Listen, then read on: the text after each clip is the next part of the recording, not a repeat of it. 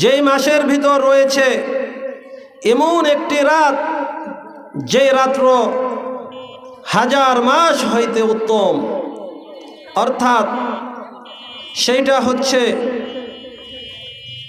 কদরের রাত। এবং এই রমজান মাসের শুরুর দিকে রয়েছে রহমত, মাঝের দিকে মাগফিরাত, শেষের দিকে রয়েছে নাজাত। এই রমজান মাস আসার সাথে সাথেই সমস্ত অবাধ্য জিনদেরকে বন্দী করে রাখা হয় এবং জাহান্নামের প্রত্যেকটি দরজাকে বন্ধ করে দেওয়া হয়, জান্নাতের প্রত্যেকটি দরজাকে খুলে দেওয়া হয়। এবং রমজান মাসে ঘোষণাকারী ঘোষণা করতে থাকে, ইয়া বাগিয়াল খাইর আকবিল ওয়া ইয়া বাগিয়াশ শাররি আকসির। রমজান মাসে একজন ঘোষণাকারী ঘোষণা করতে থাকেন, হে নেক অন্বেষণকারী, তুমি সামনে অগ্রসর হও, অর্থাৎ বেশি বেশি আল্লাহ পাকের নেক ইবাদত করতে থাকো, আল্লাহ পাকের ইবাদত খালেসভাবে করতে থাকো। এবং পাপ অন্বেষীকে বলতে থাকে, ওয়া বাগিয়াশ শাররি আকসির, হে পাপ অন্বেষী, হে পাপ কাজ করনেওয়ালা, তুমি সংযত হও, বিরত হও, থেমে যাও। এইভাবে রমজান মাস হচ্ছে বরকতের মাস, ওয়াফারের মাস। এই রমজান মাসে যে ব্যক্তি একটি নফল আদায় করবে, আল্লাহ পাক রব্বুল আলামিনের হাবিব বলেন, ওই ব্যক্তিকে আল্লাহ পাক অন্য মাসে একটি ফরজ আদায় করার সওয়াব দান করবেন। সুবহানাল্লাহ। আর যদি কোনো ব্যক্তি এই রমজান মাসে একটি ফরজ আদায় করে, আল্লাহ পাক রব্বুল আলামিন ওই ব্যক্তিকে অন্য মাসে 70টি ফরজ আদায় করার সওয়াব দান করবেন। আল্লাহ পাক রব্বুল আলামিন কালামে পাকের ভিতর বলেন, ও আমার মোহাব্বতের ফুলসুতিবাসী, ও আশপাশের গ্রামের মুসলমানেরা, জানা নাই কে এই রমজান মাস পাইব। কত মানুষ গত বছর এই 20 শাবানে দুনিয়ায় জীবিত ছিল, আজকে তাদের অনেকে কবরে শুইয়া আছে। আল্লাহ পাক রব্বুল আলামিন বলেন, ইয়া আইয়ুহাল্লাযীনা আমানু কুতিবা আলাইকুমুস সিয়াম কামা কুতিবা আলাল্লাযীনা মিন ক্বাবলিকুম লাআল্লাকুম তাত্তাকুন। আল্লাহ পাক রব্বুল আলামিন বলেন, হে আমার ইমানদার বান্দা বান্দিরা, তোমাদের উপর রোজা ফরজ করা হয়েছে, যেমনি ভাবে তোমাদের পূর্ববর্তীদের উপর রোজা ফরজ করা হয়েছিল, লাআল্লাকুম তাত্তাকুন, যাতে তোমরা মুত্তাকি হইতে পারো। ও আমার মুসলমানেরা, এই মাহে রমজান মাস আমাদের যাদেরকে আল্লাহ পাক দান করবেন, যারা পাইব, এই রমজান মাসকে মূল্যায়ন করতে হবে। এই রমজান মাসের ব্যাপারে আল্লাহ পাক রব্বুল আলামিনের হাবিব বলেন, মান সামা রমাদানা ঈমানান ওয়া ইহতিসাবান গুফিরা লাহু মা তাকদ্দামা মিন যামবিহি। যে ব্যক্তি ঈমানের সহিত সওয়াবের আশায় রমজান মাসে রোজা রাখবে, আল্লাহ পাক রব্বুল আলামিন তার পিছনের সমস্ত সগীরা গুনাহগুলো মাফ করিয়া দিবেন। সুবহানাল্লাহ। ومن قام رمضان إيمانا واحتسابا غفر له ما تقدم من ذنبه। আর যে ব্যক্তি রমজান মাসে তারাবির নামাজ পড়বে ঈমানের সহিত সওয়াবের আশায়, আল্লাহ পাক রব্বুল আলামিন ওই ব্যক্তিদের পিছনের সমস্ত সগীরা গুনাহ মাফ করিয়া দিবেন। আমরা তো কবিরা গুনাহ করে থাকি না মুরব্বী বাবারা, যুবক ভাইয়েরা? সেই জন্য আল্লাহর কাছে তওবা করো। আল্লাহ পাক রব্বুল আলামিন তোমাকে ভালোবাসবেন। আল্লাহ পাক রব্বুল আলামিন সূরা বাকারার 222 নম্বর আয়াতের ভিতর বলেন, ইন্নাল্লাহা ইউহিব্বুত তাওয়াবিনা ওয়া ইউহিব্বুল মুতাতাহহিরিন। যারা তওবা করে এবং যারা পবিত্র থাকে আল্লাহ পাক এদেরকে ভালোবাসেন। যাই হোক, আমি বলতেছিলাম আল্লাহ পাক আমাদের উপর রোজা ফরজ করেছেন, যেমনিভাবে আমাদের পূর্ববর্তী উম্মতদের উপর ফরজ করা হয়েছিল, যাতে করে আমরা মুত্তাকি হতে পারি, আল্লাহকে ভয় করতে পারি। হাদিসে পাকের ভিতর আসছে, আল্লাহ পাক রব্বুল আলামিনের হাবিব বলেন, কুল্লু আমালি বনি আদম ইউযাআফুল হাসানাতু বিআশরি আমসালিহা ইলা 700 ضعফিন। وقال الله تعالى إلا الصوم فإنه لي وأنا أجزي به। আল্লাহ পাক রব্বুল আলামিনের হাবিব বলেন যে প্রত্যেকটি আদম সন্তানের প্রতিদান 10 থেকে 700 গুণ বৃদ্ধি করা হয়। কুল্লু আমালি বনি আদম, আল্লাহ পাক বলেছেন বনি আদম, যে আদম সন্তানের প্রত্যেকটি নেকির ভালো কাজের সওয়াব 10 থেকে 700 গুণ বৃদ্ধি করা হয়। আর আল্লাহ পাক রব্বুল আলামিন বলেন, ইল্লা সাওম, রোজার বেলা তাই নয়, ফাইন্নাহু লি ওয়া আনা আজজি বিহি। আল্লাহ পাক বলেন রোজাটা হচ্ছে একমাত্র আমি আল্লাহ পাক রব্বুল আলামিনের জন্য, আর এই রোজার প্রতিদান আমি আল্লাহ পাক নিজেই দান করব। সুবহানাল্লাহ। আল্লাহ পাক যদি আমাদেরকে নিজেই দান করেন, কোন দান করবে বলেন? না না, দুনিয়ার কোনো বাদশা যখন তার এমপি মন্ত্রীদেরকে, তার মুহাব্বতের লোকদেরকে, ভালোবাসার লোকদেরকে কিছু দিতে চায়, তখন অনেক কিছুই দান করে। আর আল্লাহ পাক রব্বুল আলামিন সমস্ত বাদশাদের বাদশাহ, তিনি আমাদেরকে দান করবেন, তিনি যত ইচ্ছা ততই আমাদেরকে দান করবেন। সুবহানাল্লাহ। সেই রোজাটা তো সুন্দর হইতে হবে নাকি? রোজা রাইখা মিথ্যা কথা বলা যাইবে না, গীবাত করা যাইবে না, হারাম জিনিস ভক্ষণ করা যাইবে না। আল্লাহ পাক রব্বুল আলামিনের হাবিব বলেন, লা ইয়াদখুলুল জান্নাতা জাসাদুন গুযিয়া বিল হারাম, হারাম ভক্ষণকারীর শরীর জান্নাতে প্রবেশ করবে না। ও মুসলমানেরা, সামনে আসতেছে রমজান মাস ইনশাআল্লাহ।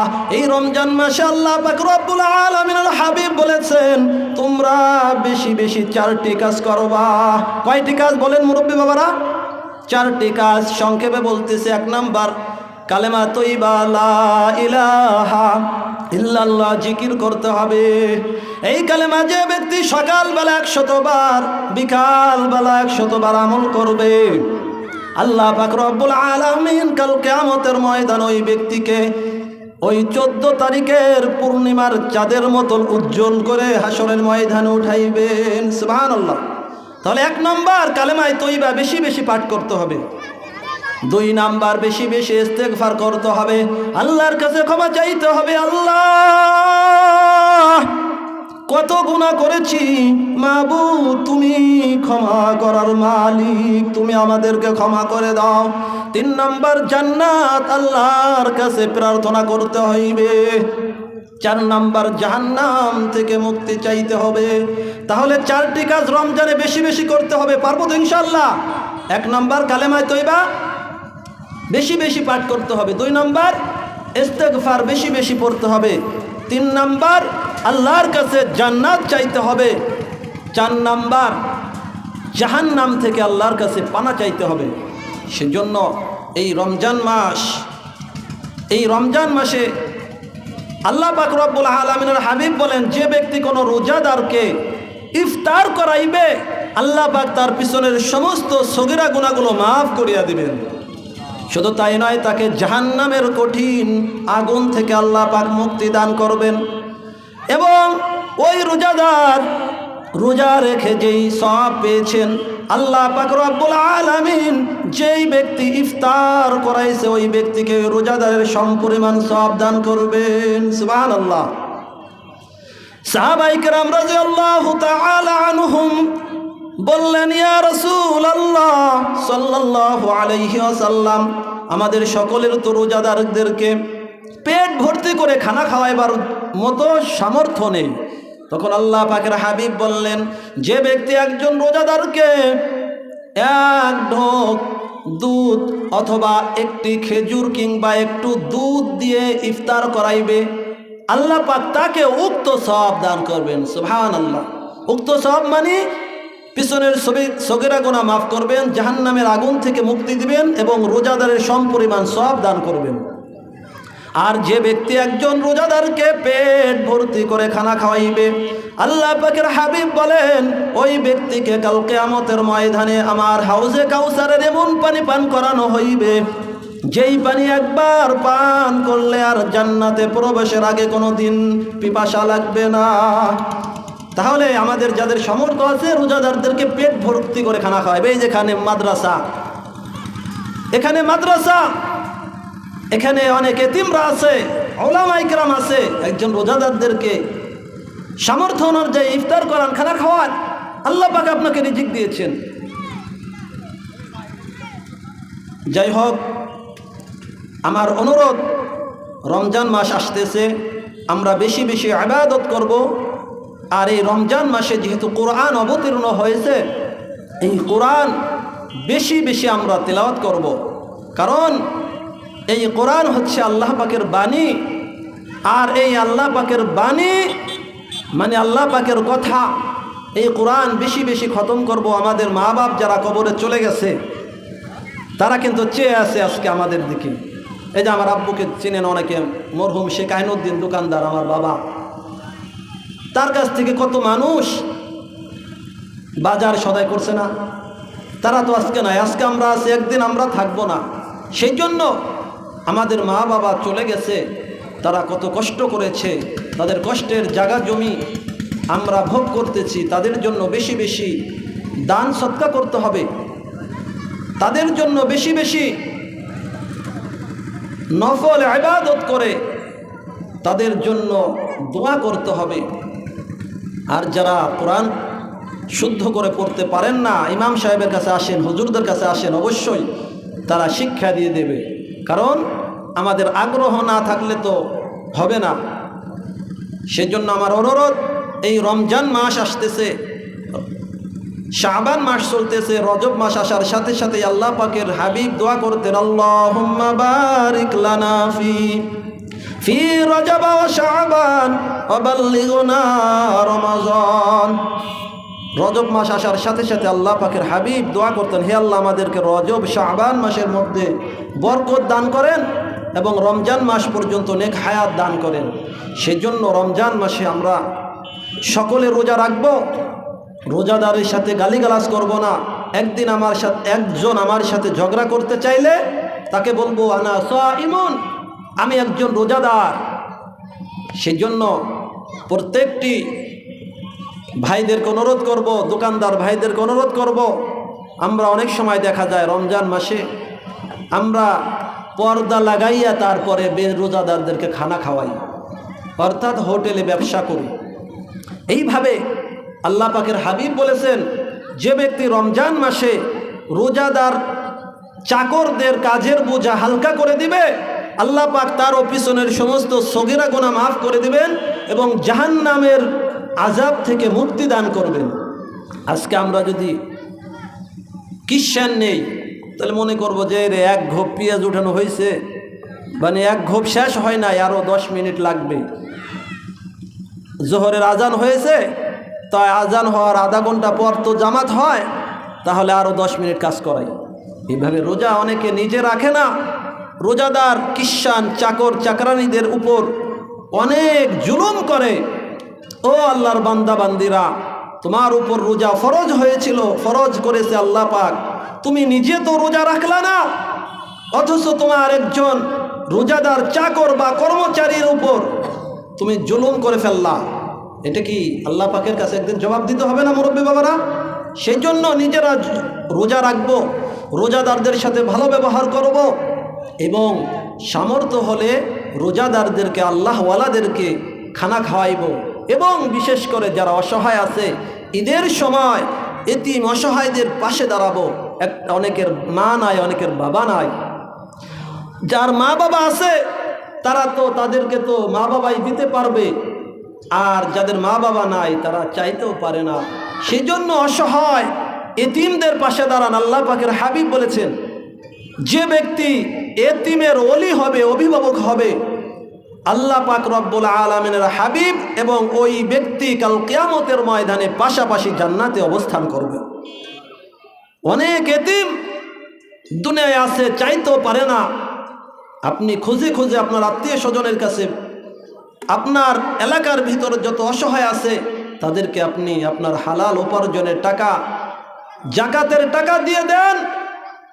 তারা অসহায় একজন মা আছে, বিধবা মা আছে, একজন মহিলা আছে, তার স্বামী নাই, তাকে একটা কাপড় কিনে দেন। একজন বৃদ্ধ বাবা আছে অসহায়, তাকে একটা লুঙ্গি জামা পাঞ্জাবি কিনে দেন। এই কাপড় পরে তারা নামাজ পড়বে, আল্লাহ পাক আপনাকেও সওয়াব দান করবে।